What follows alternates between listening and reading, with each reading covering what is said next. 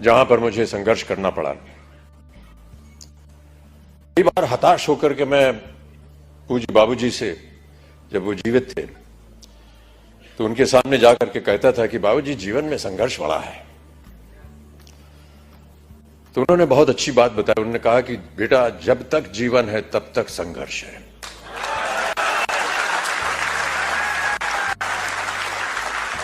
और आप भी मान लीजिए कि आपके जीवन में प्रतिदिन प्रतिक्षण ये संघर्ष रहेगा और आप लोगों को वादा करना पड़ेगा कि ये संघर्ष में आप लगे हैं, आगे भी आगे आप संघर्ष करते जाएंगे ताकि जो भी कार्य आप उठाएं उसमें वो संघर्ष जो है वो नजर आए। जिस दिन लोग आपके संघर्ष को सम्मानित करेंगे उस दिन आपका पदार्थ जो है वो ऊंचाइयों पर पहुंच जाएगा।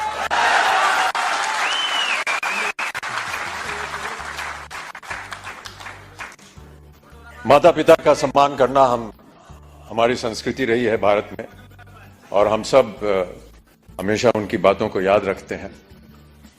कई बार बाबूजी से पूछता था कि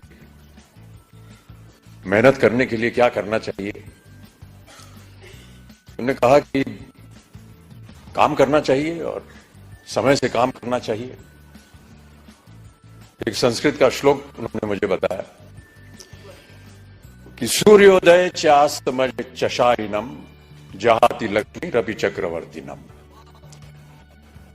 माने ये कि सूर्य उदय होने से लेकर के और अस्त होने तक जो इंसान सोता है वो चाहे चक्रवर्ती राजा भी क्यों ना हो, उसकी धनराशि जो है वो गायब हो जाती है।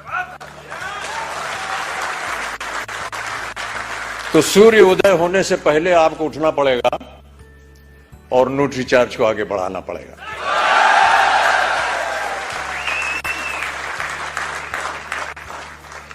हनुमान जी की एक कथा है। हनुमान जी ने कहा था कि ईश्वर से कि हमको शिक्षा प्राप्त करनी है, ज्ञान प्राप्त करना है, क्या किया जाए, किसके पास जाए। उनसे बताया गया कि आप सूर्य के पास जाइए। सूर्य देवता जो है वो ज्ञान का भंडार है, उनके पास आप जाएंगे तो वो आपको ज्ञान दे सके। तो हनुमान जी गए सूर्य देवता के पास। सूर्य देवता ने कहा भैया मैं तो चलायमान हूं, चलता रहता हूं, कैसे तुमको शिक्षा दूंगा मैं। तो हनुमान जी ने कहा कि आप ज्ञान मुझे देते जाइए और चलते रहिए, मैं आपके सामने उल्टा होकर के चलूंगा। तो आप चलते रहेंगे, मैं आपके सामने उल्टा होकर के चलता रहूंगा और ज्ञान प्राप्त हो जाएगा मुझे।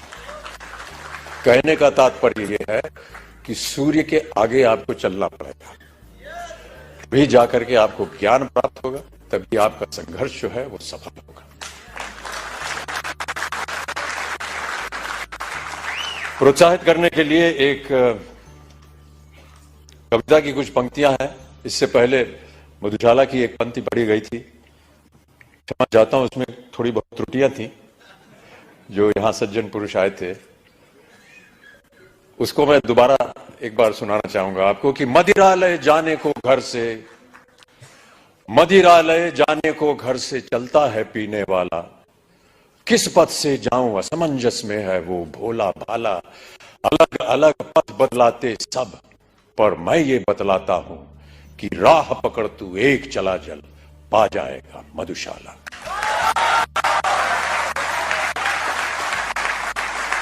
एक और बहुत सुंदर कविता है, उसके कुछ क्षण पढ़ देता हूं आपके लिए। यह है लहरों से डरकर नौका पार नहीं होती और कोशिश करने वालों की कभी हार नहीं होती। नन्ही चींटी जब दाना लेकर चलती है, चढ़ती दीवारों पर 100 बार फिसलती है।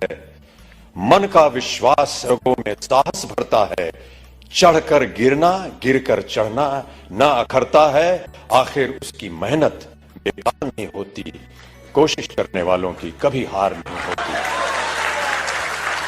तो आपकी कोशिशें हमेशा बनी रहें। आपका सहयोग रहा है। जिनको भी आज पुरस्कार दिया गया है उनको मैं अपनी ओर से एक खास बधाई देता हूं और उम्मीद करता हूं कि इसी तरह हर कार्यक्रम में आपके साथ जब मैं आऊं तो और भी लोग पुरस्कार प्राप्त करने के लायक हों और मैं उनके साथ उन्हें पुरस्कार दे सकूं, उन्हें प्रोत्साहित कर सकूं। अंत में जाने से पहले बाबूजी की एक और कविता की कुछ पंक्तियां आपको सुनाना चाहूंगा। इस कविता का शीर्षक है अग्निपथ।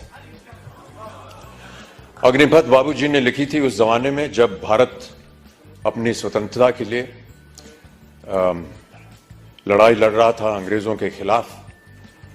तो भारत की जनता को प्रोत्साहित करने के लिए उन्होंने ये कविता लिखी थी। लेकिन मेरा ऐसा मानना है कि ये एक ऐसी कविता है जो हर क्षण, हर वर्ष, हर युग में उसका एक ही मायने निकलता है, प्रोत्साहित करती है जनता को। तो आपको भी मैं प्रोत्साहित करने के तौर पर अग्निपथ की कुछ पंक्तियां सुना देता हूं कि अग्निपथ अग्निपथ अग्निपथ, वृक्ष हो भले खड़े, हो बड़े हो घने, एक पत्र छाह भी मांग मत मांग मत मांग मत।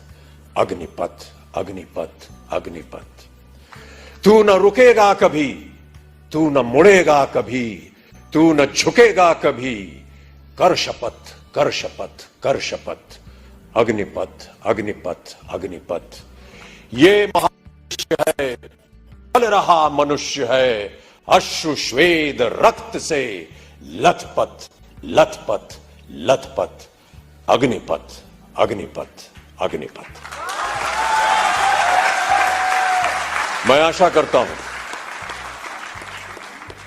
कि आप सब इस अग्निपथ को स्वीकारें और इस पथ पर चलकर अपने श्रम से, अपने कार्य से इस अग्नि परीक्षा को पार करें। अगर आप अपने इस चैनल पर पहली बार आए हैं तो चैनल को सब्सक्राइब कीजिए। इससे आपको नए वीडियोस की नोटिफिकेशंस मिलती रहेंगी।